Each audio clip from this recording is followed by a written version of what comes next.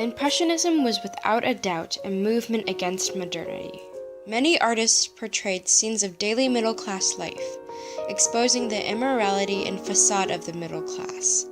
They also began to expand their forms by moving past the extremely realistic style of the accepted form of art at that time.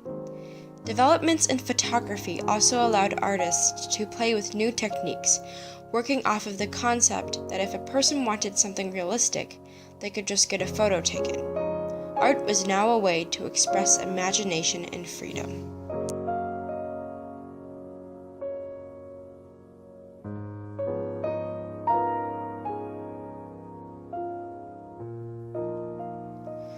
Modernity was characterized by the belief that facts and observation held the answer to everything.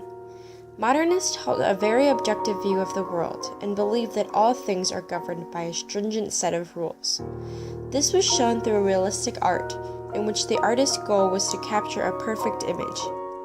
Impressionism and post-impressionism's play with forms combated these ideas. Artists like Georges Seurat and Van Gogh experimented with new methods of painting. Seurat used pointillism, a technique where clusters of dots are used to create shapes. Van Gogh painted things very differently than the realistic way would have constituted.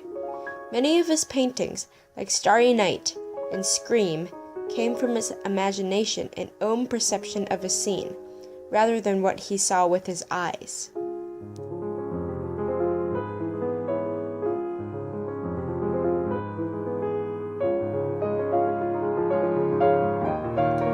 Modernists also held close the belief that humans were very close to having discovered everything there was to be discovered.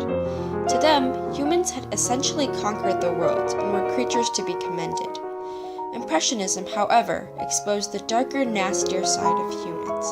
Edward Manet, considered to be the father of Impressionism, painted scenes of middle-class life in works like Luncheon on the Grass and Olympia that revealed the immorality they were trying so desperately to hide, thus disproving the assertion by modernists that humans had everything figured out.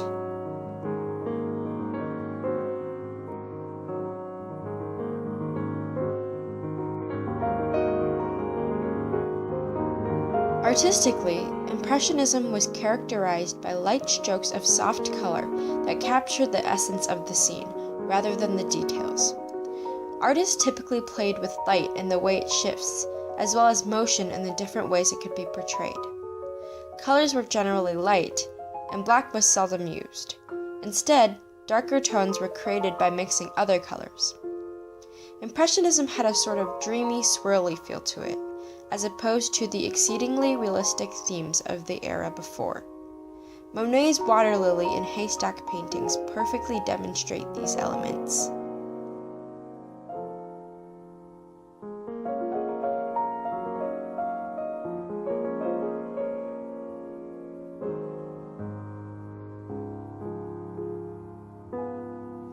Some would argue that Impressionism was the downfall of true art.